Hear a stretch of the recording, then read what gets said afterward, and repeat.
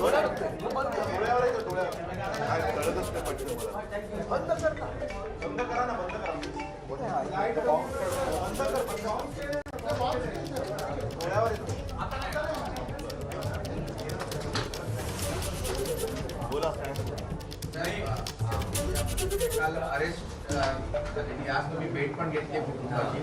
मला या निमित्ताने एकच मुद्दा जो मी परवा आपल्याशी संवाद साधला होता तोच मुद्दा पुढे न्यायचा आहे आणि त्याला पुष्टी देणारं भाषण काल भाजपाचे अध्यक्ष नड्डा यांनी केलेलं आहे. ते त्यांचं भाषण, त्याचा वृत्तांत आलेला आहे.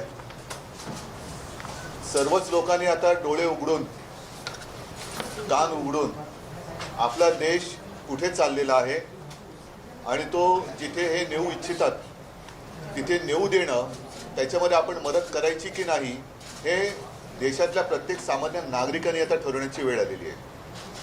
नड्डांची एक दोन वाक्य ही हे बिहारमधले मुद्दे आहेत जे मला आता ई पेपर आपल्या त्याच्यातनं तुम्ही काढले. आता त्याच्यात त्यांनी काय म्हटलेलं आहे की लोक 20-30 वर्ष इतर पक्षात काम करून भाजपात येतात, म्हणजे यांचं कर्तृत्व एक तर शून्य, यांच्याकडे काही आचार विचार असं काही नाही आहे. भाजपसोबत लढणारी किंवा लढणारा आज कुठलाच राष्ट्रीय स्तरावरील पक्ष नाही, कुठलाच विचार पक्षांकडे नाही. हे फार भयानक आहे. आणखी पुढे जे आहे त्यांचं म्हणणं असं आहे की हा एकच, म्हणजे इतर संपले, जे संपले नाहीत ते संपतील आणि फक्त आपण टिकणार. हे जे त्यांचं वक्तव्य आहे हे देशाला एकछत्री किंबहुना हुकुमशाहीकडे नेणारं वक्तव्य आहे. ओडिसा एक व्यक्तीचा पक्ष, तेलंगणा, तामिळनाडू, महाराष्ट्रात शिवसेना जी संपण्याच्या मार्गावर आहे ते त्यांनी प्रयत्न करूनच बघावा. राष्ट्रवादी कुटुंबाचा पक्ष, काँग्रेस पण भाऊ बहिणीचा पक्ष, भाजपाला वंशवादाच्या विरोधात लढायचे आहे. पहिला भाजपचा वंश कुठून सुरू झाला हा पण एक महत्त्वाचा मुद्दा आहे. कारण तेच म्हणतात की इतर पक्षात काम केलेले लोक आपल्याकडे येत आहेत.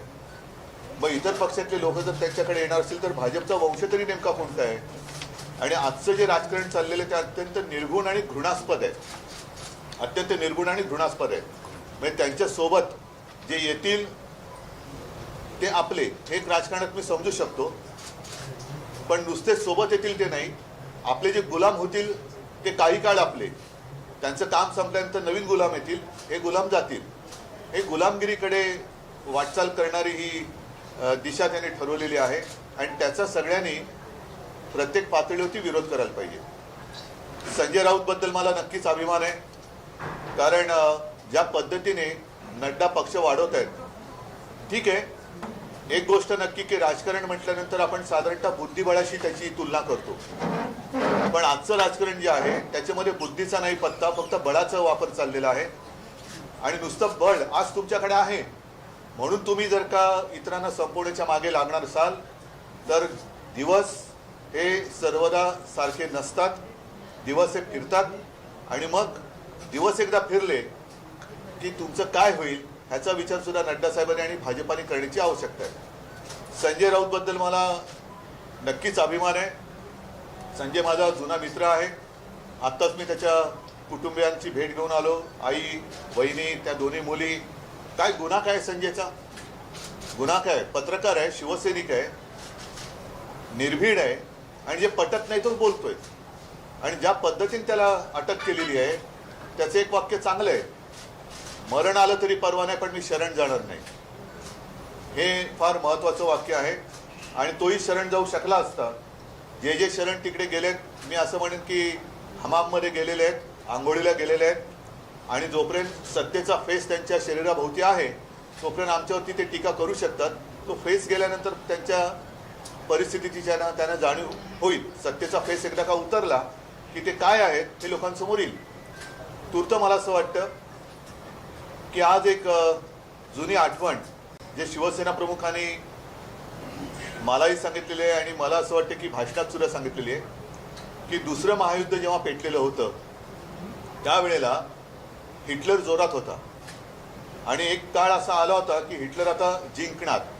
हिटलर रोज कुठे ना कुठेतरी बॉम्ब टाकायचा आणि त्यावेळेला मात्र डेव्हिड लो नावाचे एक व्यंगचित्रकार ब्रिटनमध्ये होते, मूळचे ते न्यूझीलंडचे, डेव्हिडलो एक व्यंगचित्र काढायचे आणि हिटलर नामोहरम व्हायचा, म्हणजे हिटलरची तळपायची आग मस्तकात जायची. आणि असं म्हणतात की हिटलरनी त्यांच्या सैनिकांना सांगितलं होतं की हा माणूस आहे तरी कोण, याला घेऊन या, जिंदा या मुर्दा असं जे आपण म्हणतो ना, तसं त्याला घेऊन या. तशी परिस्थिती आज आपल्या देशात व्हायला लागलेली आहे की विरोधात जर का कोण बोललं तर त्याला वाटेल ते करून अडकवायचंच, आणि तो बऱ्या बोलाने म्हणजे दमदाटी आणि लोभ दाखवून जर का शरण आला नाही तर त्याला अडकवून टाकायचं. ठीक आहे, न्यायदेवतेवरती आमचा विश्वास आहेच, कारण शेवटी 4 स्तंभ आपण आपल्या लोकशाहीचे मानतो, आणि या स्तंभांपैकी बाकीचे स्तंभ, त्याच्यात एक तुमचा सुद्धा आला, आणि तुमच्याचपैकी एक आज त्याला अटक झालेली आहे. ही अटक आणि सगळ्या गोष्टी बघितल्यानंतर मला तर जसं नितीन गडकरी म्हणाले तसं आता वाटायला लागलेलं आहे, राजकारण सोडण्याचा मुद्दा नाही आहे, पण राजकारण आता घृणास्पद व्हायला लागलेलं आहे. घृणा वाटायला लागलेली आहे या राजकारण्यांची. एक दिलदारपणा पाहिजे. तुम्हाला इतर पक्ष संपवायची जर का हौस असेल तर तुम्ही जनतेसमोर जा. जसे तुमचे काही विचार इतरांना विचार नाही आहेत तर तुमचं काम सोपं असायला पाहिजे. तुम्ही तुमचे विचार मांडा, ज्यांच्याकडे विचार असतील किंवा नसतील ते त्यांचे मुद्दे मांडतील, आणि जो काही निर्णय आहे तो जनतेला घेता येईल, जे आजपर्यंत करत आले. अगदी काँग्रेससुद्धा 60-65 वर्ष काँग्रेसने राज्य केलं. आज काँग्रेसची परिस्थिती बघितल्यानंतर लगेच जे कोणी सत्तेत बसलेले आहेत त्यांनी मोठमोठ्या बड्या मारण्यामध्ये काही अर्थ नाही आहे. कारण हेही तुम्हाला सांगतो की मला एका गोष्टीचा नक्कीच एक अभिमान आहे की मी 2.5 वर्ष मुख्यमंत्री जरूर होतो, पण त्या 2.5 वर्षाच्या काळामध्ये माझ्या डोक्यात कधी मुख्यमंत्री पदाची हवा गेली नव्हती, ती मी जाऊ दिली नव्हती, आणि मला त्याचा स्पर्शही झाला नव्हता. याचं कारण शिवसेना प्रमुख जे सांगायचे की या सगळ्या ज्या गोष्टी असतात, पदं असतील, सत्ता असेल, येते जाते परत येते, पण तू नेहमी लोकांशी नम्र राहा, लोकांशी नेहमी नम्र राहा. मी नम्र राहण्याचा प्रयत्न नेहमी करत आलेलो आहे. आज मात्र ज्यांच्या डोक्यात हवा गेलेली आहे त्यांनाही मी सांगू इच्छितो की निर्घुणपणाने वागू नका. दिवस आणि काळ हा सगळ्यांसाठी नेहमी चांगलाच असतो असं नाही, तो काळ बदलत असतो, आणि काळ बदलल्यानंतर आपण जसे लोकांशी वागलोय तसाच तो बदललेला काळ हा कदाचित जास्त निर्गुणपणाने आणि दुष्टपणाने तुमच्याशी वागू शकतो किंवा शकेल. तर ती वेळ, जी संस्कृती आपल्या हिंदुस्थानामध्ये आजपर्यंत तरी नाही आहे, ती याच्या पुढे येऊ देऊ नका.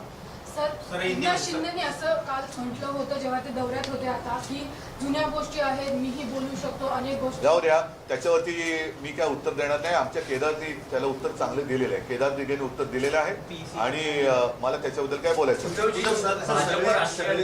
जे विधान आहे ते फार घातक आहे आणि गंभीर आहे. ते लक्षात घेता प्रादेशिक पक्षांची एकजूट असावी यासाठी आता पुन्हा, म्हणजे हा जो मुद्दा ऐरणीवर आलेला आहे,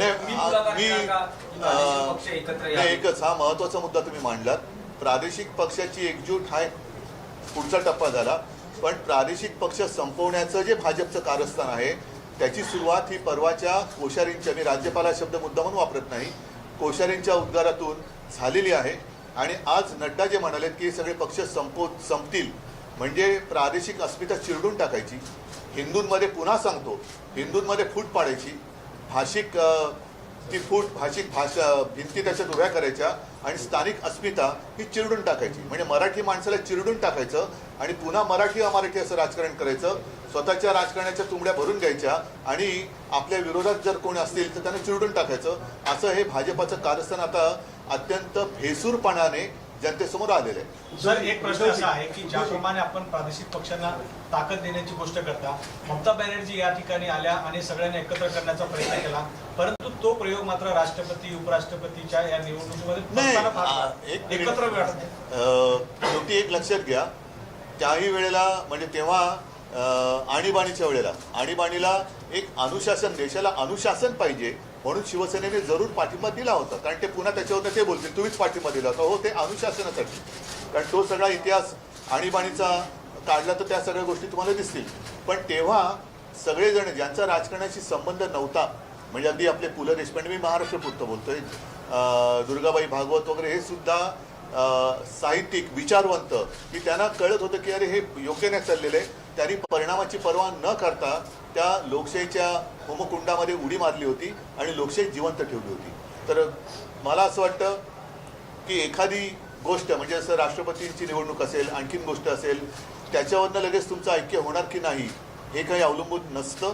आत्तासुद्धा वेळ गेलेली नाही म्हणण्यापेक्षा अजून वेळ पूर्ण आलेली नाही आहे, पण ती वेळ जाण्याच्या आधी किंवा वेळ येण्याच्या आधी देशातील सर्व राजकीय पक्षांनी म्हणण्यापेक्षा सर्व जनतेने विचार करण्याची वेळ आता आलेली आहे. उद्धवजी, हे जे सगळे बंधुक होते त्यांच्यावेळी काही लोकांनी म्हटलं होतं जेव्हा ईडीच्या चौकशा सुरू झाल्या की तुम्ही भाजपशी जुळवून घ्या. म्हणून मी म्हणताना हमाममध्ये गेलेत तो सत्तेचा फेस आहे त्यांच्या शरीरावर.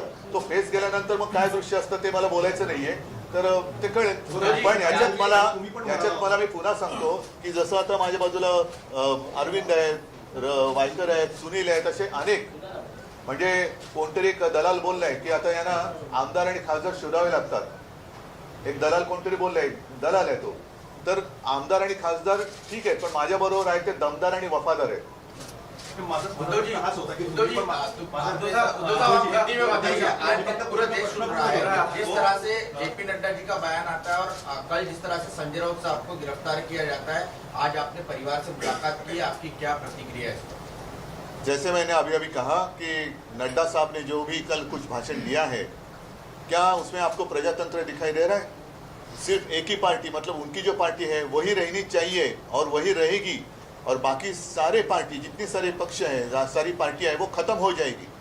आज तक हम मानते थे कि ये शतरंज, यानी कि मराठी में कहते बुद्धिबल, तो इसमें शतरंज नहीं है, बुद्धि का कोई ठिकाना नहीं है, सिर्फ बल वापरले जाते हैं, शक्ति का उपयोग किया जा रहा है.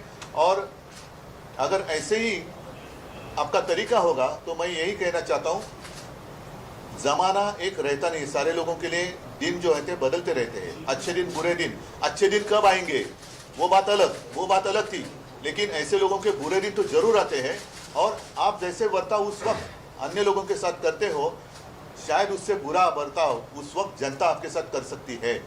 तो मेरी विनती है कि जो भी विचार अगर आपके पास है, सोच आपके पास है, जनता के सामने आइए. हमारी सोच जो भी है हम जनता के सामने रख रहे हैं, आप भी सोच रखिए और जनता के ऊपर फैसला छोड़ दो. जिसको प्रजातंत्र कहते हैं, जरा मतलब पूर्ण तरीके से उसे प्रजातंत्र कहते हैं.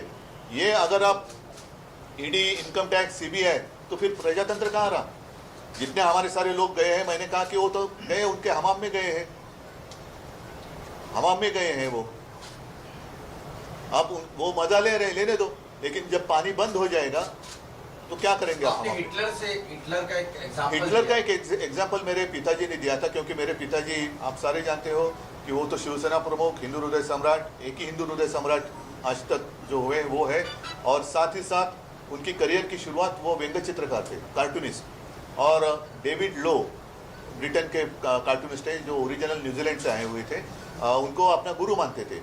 तो उन्होंने, मेरे पिताजी ने कहा था, मुझे भी कहा था, और शायद मैं मानता हूँ कि पब्लिकली भी कहा था कि जब सेकेंड वर्ल्ड वॉर चल रहा था तो हिटलर एक समय ऐसे आया था कि उस वक्त लग रहा था कि शायद हिटलर जीत जाएगा, पूरी दुनिया को अपने कब्जे में ले लेगा.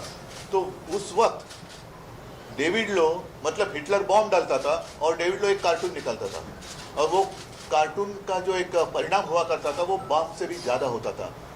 और ऐसे कहा जाता है कि हिटलर ने उस वक्त अपने सारे लोगों को कहा था कि ये व्यक्ति है कौन, है कहाँ, इसे लेके आओ, जिंदा या मुर्दा जैसे है उसे लेके आओ. तो यही होती है जो तानाशाही की बात होती है.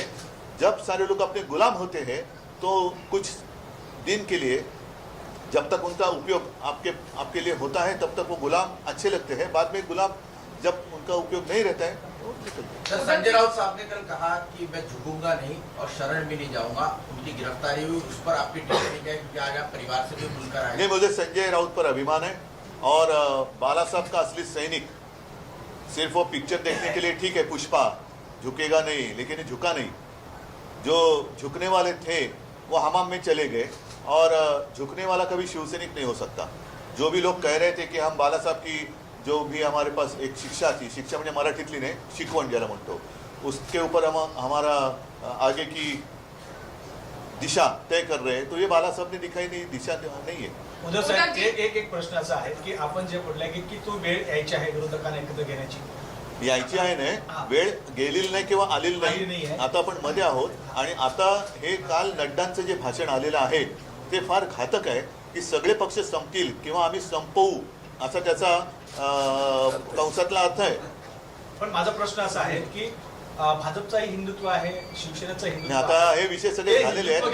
सर्व पक्षांना एकत्र घेऊन आपण चालणार काय? शिवांगी फ्रॉम जी न्यूज, मेरा सवाल ये है कि मौजूदा मुख्यमंत्री एकनाथ शिंदे वो ये कहते हैं कि रोज सुबह उठकर 8 बजे बजने वाला भोपू अब अंदर चला गया। मुख्यमंत्री पद पर बैठे व्यक्ति को इस तरह का वक्तव्य जो है वो एक सांसद के लिए देना चाहिए, आप क्या कहते हैं इसमें? मैं उसके ऊपर कोई टिप्पणी नहीं करना चाहता वो हूँ कोई कारण कह रहा है कारण कि- मुळामध्ये त्यांचं सगळं सरकारच कोर्टात चॅलेंज झालेलं हिंदी आहे. में नहीं, पूरी सरकार जो है उसी को हमने चैलेंज किया है कोर्ट में, अदालत में. तो फिलहाल मुझे उसके ऊपर कुछ कहने की जरूरत नहीं है. बंगालमध्ये पण जी परिस्थिती पाहायला मिळते, कुठेतरी तुम्ही प्रादेशिक पक्षाच्या नेत्यांशी संपर्क करताय किंवा तुम्हाला कोणी संपर्क केलाय, काही चर्चा झाली? असं आहे की ममता दीदी आहेत, KCR आहेत, अशी काही लोक हे संपर्कात आहेत. पण जसं मी म्हटलं ना, काल आता यांचा मुखवटा पूर्ण बाजूला झालेला आहे. आणि जसं मी परवा आपल्या कोश्यारींना एक धन्यवाद दिले होते की तुमच्या पोटातलं ओठावरती आलं अनावधानाने, की महाराष्ट्रामध्ये मराठी माणूस किंवा मराठी अस्मिता चिरडण्याचं जे तुमचं स्वप्न आहे ते तुम्ही कदाचित अनावधानाने आमच्यासमोर आणलं. तसंच काल भारतीय जनता पक्षाचे अध्यक्ष जे आहेत त्यांच्या पोटातलं ओठावरती आलं की त्यांना या देशात आता दुसरे कोणतेही पक्षच नको आहेत, म्हणजे हुकुमशाही पाहिजे याचा असा त्याचा अर्थ झाला. सर माझा आपको नहीं लगता एक प्रश्न असा आहे कहीं ना कहीं की संजय राऊतांना अटक केल्यानंतर काल शरद पवारांचे अजून एकही वक्तव्य आलं नाहीये. तुम्ही पण तुम्ही बोला. आता तर अशी एक चर्चा आहे की संजय राऊतांना एकटं पाडलं जात आहे का, यावर तुम्हाला काय मला या फालतू प्रश्नाला उत्तर द्यायची नाहीये. कारण मी आता संजयच्या घरी जाऊन आलो. पुन्हा एकदा सांगतो की संजय आणि आमचे कौटुंबिक चांगले संबंध आहेत. संजय माझा जुना मित्र आहे आणि म्हणूनच त्याला मी आरोग्य करतोय. तो एक कट्टर शिवसैनिक आहे आणि त्यांनी या दंडेलशाही विरुद्ध न झुकता लढू शकतो ही एक ठिणगी नक्कीच त्यांनी टाकलेली आहे. आपको क्या लगता है?